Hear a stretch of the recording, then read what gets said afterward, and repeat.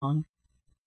In 1893 I went to Mr. Pullman and told him I was thinking of getting the porters of the Pullman Car Company to club together and contribute 50 cents per month apiece for the purpose of investing the proceeds in land, in view of eventually owning what we would call the Porter's Home.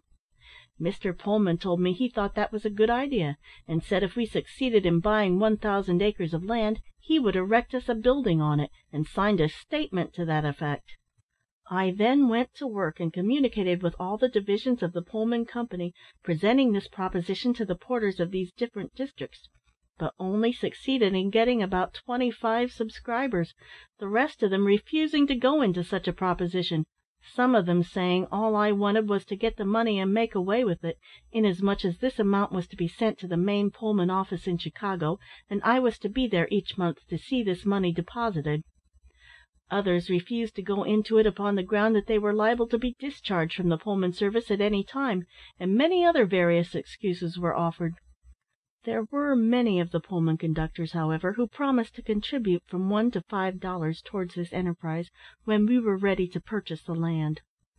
My object was to have a home and hospital, with adjoining farming land, for the benefit of old and disabled porters who were not able to perform their duties as Pullman car porters.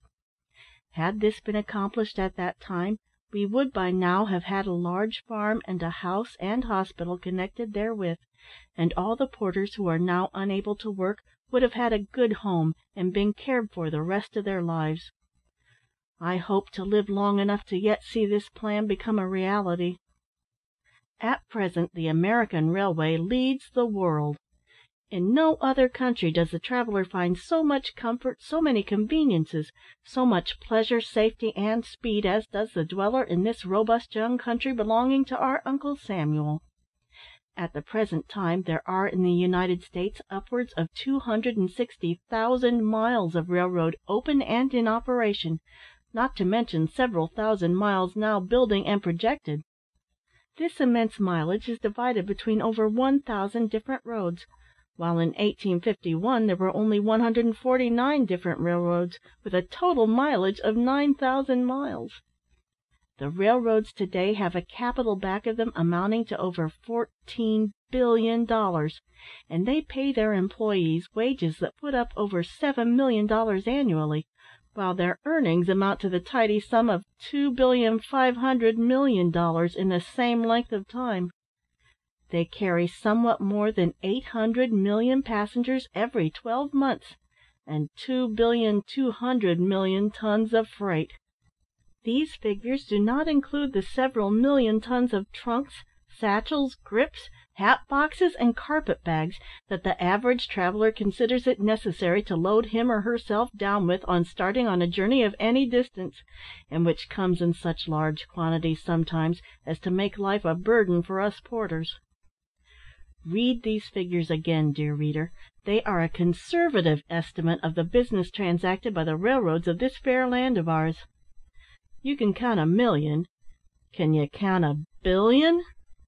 Immense, isn't it? It seems to show that the people of this country are great travellers, for ever on the move, yet they tell us this is a country of homes, and that the average American loves his home and home life above all things. These figures seem to show there are a few people who haven't any home, or if they have, they are looking for one they like better, which, like the will-o'-the-wisp, evades them always, but they continue to shift around, always hopeful, never satisfied, and they will continue to shift around until Gabriel blows on his little tin horn. But this class of people make but a small percentage of the travelling public. Business in this latter day of strife and competition makes long journeys necessary, and as the business of the world grows apace, and the countries of the earth crowd closer together in the struggle for the almighty dollar, there will be need of more railroads to make the globe smaller, and to cut off the hours and minutes of precious time that means money to the man of to-day. And as a man makes and saves money, so will he spend it for the pleasure of himself and family, and as he must travel to find pleasure, there must be railroads to carry him, and hence these figures I write now will look insignificant beside the magnificent total that will be put before the reader of that day, because if they increase in the next century as they have in the past, walking will be out of fashion, and everybody will ride, and I hope sleep, in a Pullman sleeping car.